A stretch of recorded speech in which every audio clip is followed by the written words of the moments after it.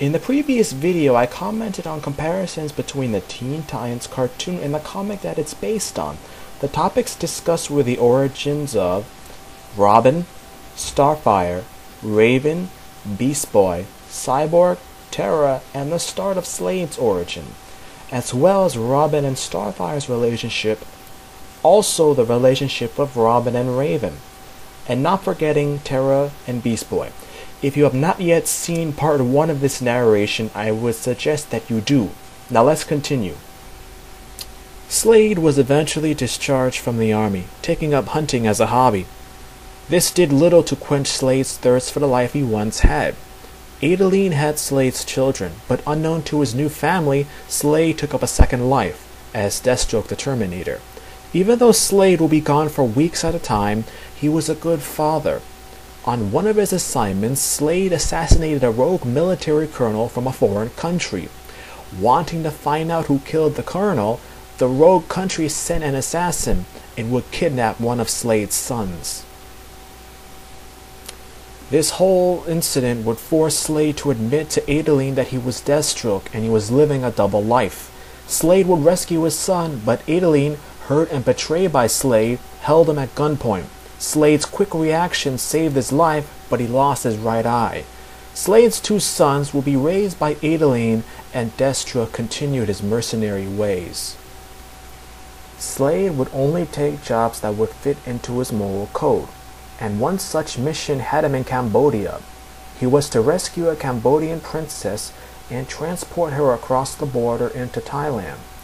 Through the adventure to Thailand, they would become lovers. Slade would keep in contact with her over the years, and during one encounter, she became pregnant and later, unknown to Slade, have a daughter. A few years later, Slade would take on a job that would change his life forever. He had gotten a contract to destroy the Teen Titans, but refused. But he would later accept when he learned that one of his sons was the one who actually issued the contract. During an incident, Slade's own son would die in his arms. Failing to fulfill his contract, Slade met up with Terra Markov.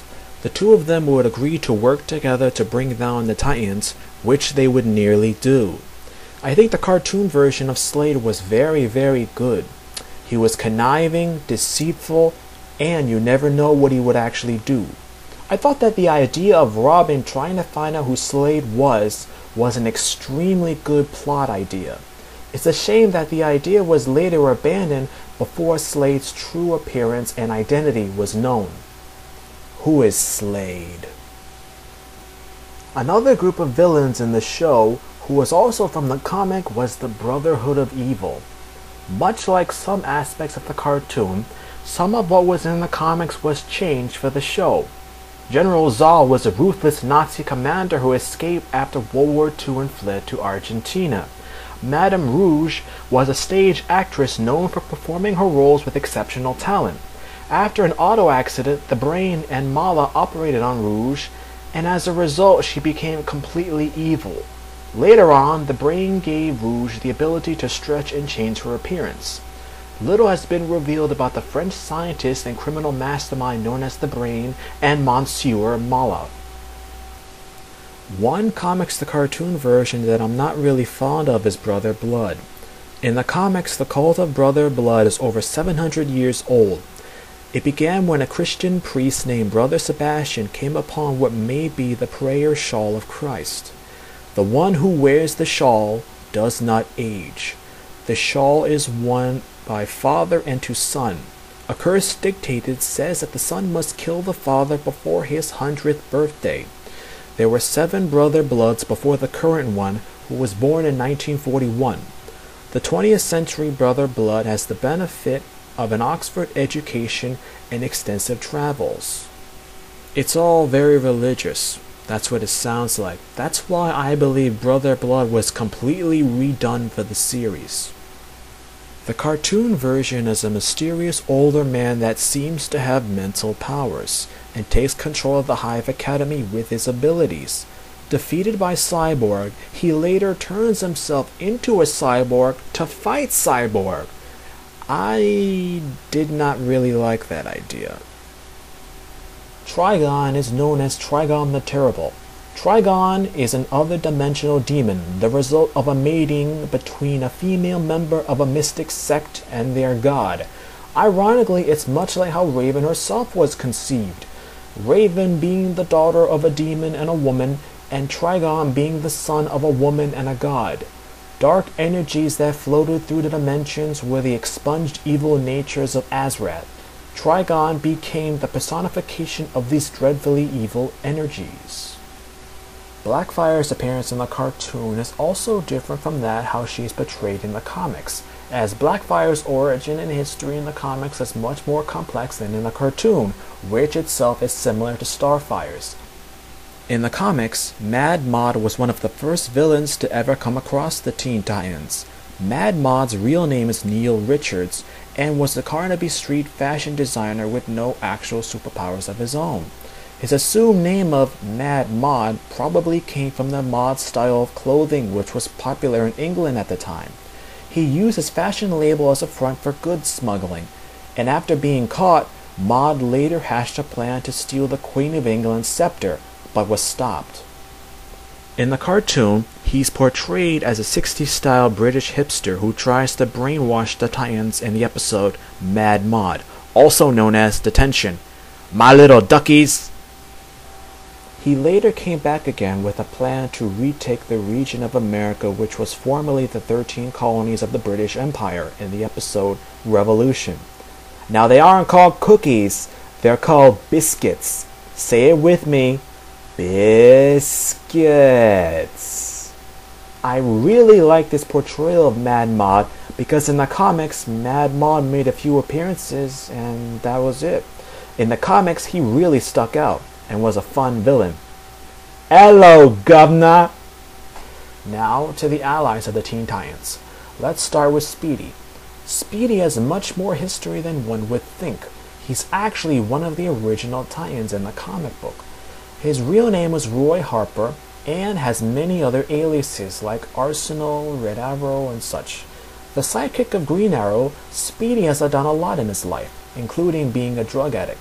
Speedy has a child with Cheshire, who also made a cameo appearance in this series. Aqualad, his real name being Garth, would be abandoned by his own people due to the color of his eyes. After befriending Aquaman, Garth became Aqualad. Searching for his family, he learned the truth. As time would pass, Aqualad would go through many adventures and trials before renaming himself Tempest and having a wife and child. Red Star was the original Starfire in the comics. His real name is Leonid Kovar. A meteor was believed to have crashed on Russia's Yenisei River in 1908, but it wasn't until the collapse of the Soviet Union that the truth of this incident was discovered. Young Leonid Kovar joined his archaeologist father on a trip to study the meteor, and they learned that it was an alien spacecraft. Leonid touched the wrong control of the ship at the wrong time and was irradiated with incredible energies that mutated his body. When these energies manifested themselves as superpowers, Leonid was taken by the Soviet state and subjected to studies and training which turned him into the first of a new generation of Russian metahumans. Originally called Starfire, Leonid faithfully served the interests of the Soviet Union, being carefully indoctrinated in the strict dogma of the Communist Party. As a part of an exchange program, Starfire came to the United States and first met the Teen Titans. His fiancée was infected with a fatal disease inflicted by an insane politician. Starfire tracked her to the United States, but sadly was unable to save her. Starfire renamed himself Red Star, reaffirming his loyalty to Russia. Red Star would engage in multiple adventures with the Titans. As a result, Red Star began to experience new things and question what he had been taught. On one hand, he was still loyal to Russia. On the other hand, he knew he was in a changing world. Once back in Russia, Red Star defended Moscow from an alien invasion. The Kremlin would appoint Red Star state protector, a position he takes extremely seriously. In the cartoon, Jinx was one of the first villains that the Teen Titans came across, along with Mammoth and Gizmo. But by the end of the series, she is made an honorary Titan. But in the comics, she's way more different. Jinx is from India and does not have the bad luck powers seen in the cartoon. In the comics, she is a basic sorceress whose powers include the ability to command elements such as air, the manipulation of magical energy that she can manifest as offensive bolts, and green flame, the ability to dissolve matter, and lastly create ground tremors. Her appearance is also Indian as well. I personally prefer the cartoon version, because in the comics, Jinx is not really that major of a villain. As for Bumblebee, she was actually a minor character in the comics, originally a supporting character to another Teen Titan, who was also a minor character as well. Her real name is Karen Beecher, who actually wanted to join the Teen Titans as a credibility stunt to help out her boyfriend Mal Duncan. Karen was rather smart and would hear Mal explain that he felt inadequate when compared to the other more powerful heroes. So Karen helped by creating a device that helped him to gain superpowers. As a result, through the process, both Karen and Mal would fall in love. Even after this, Karen still felt that her boyfriend was not good enough when compared to the other members of the Teen Titans. So she made a costume of her own and would break into the Titans headquarters, hoping to stage a fight with Mal in front of the other members to make him look better. But this plan would backfire. Karen would later reveal her identity to Mal and the others and apologize. Karen would later have a more successful venture as a member of the Teen Titans East. Now let's go from a character with a little bit of information to a character that has such a history that I can only give a basic description. Kid Flash was actually one of the original members of the Teen Titans, even though he only made guest appearances in the cartoon. His role in the comics was much more important. His real name is Wally West. Born in the small town of Blue Valley, Nebraska, Wally yearned for a more adventurous and fast-paced life. Young Wally was president of the local Flash fan club. As he grew up idolizing the Flash, even reporting eagerly on the most up-to-date news concerning his favorite hero. One fact that Wally knew, and no one else, was Flash's secret identity, due to the Flash, Barry Allen, dating his aunt. Young Wally wanted to meet his idol in person and used this as an excuse to meet him. When Wally met Barry at the local police lab, an accident happened. Incredibly, the same circumstances that gave Barry Allen his powers as the Flash happened to Wally West as well. A bolt of lightning and certain chemicals gave Wally super speed and velocity. It was agreed that Wally would help out the Flash by becoming Kid Flash. Lastly, I want to bring up 3 final points for discussion, the first being the comic. Around the time that the cartoon first came out in the United States, a comic was also released to help promote the cartoon and for fans to buy and read as well. This comic was called Teen Titans Go. It was not the new Teen Titans which this comparison narration is based on. The Titans Go comic proved to be really popular. Even when the cartoon was over, the comic kept selling. Wonder Girl was introduced in the comic. I think she was meant to be introduced in the series as well, but the idea was somehow lost. Second, being how the series ended. In the final episode, things change. Terra was brought back to life. We're not told how or why, and she had no memory of the Titans. Apparently this was not meant to be. The idea was that in the next season, Terra was to regain her memory and help defeat Slade one last time with the Titans. With this act, Terra would regain everyone's trust and truly become a Teen Titan.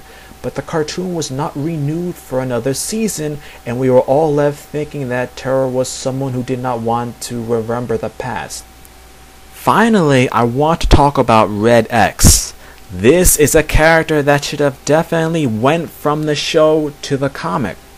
I also remember reading all sorts of fan speculation as to who Red X really is.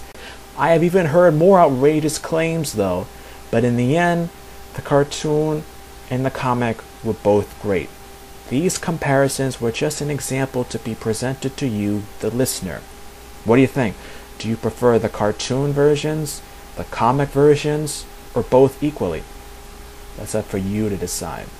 Titans, go!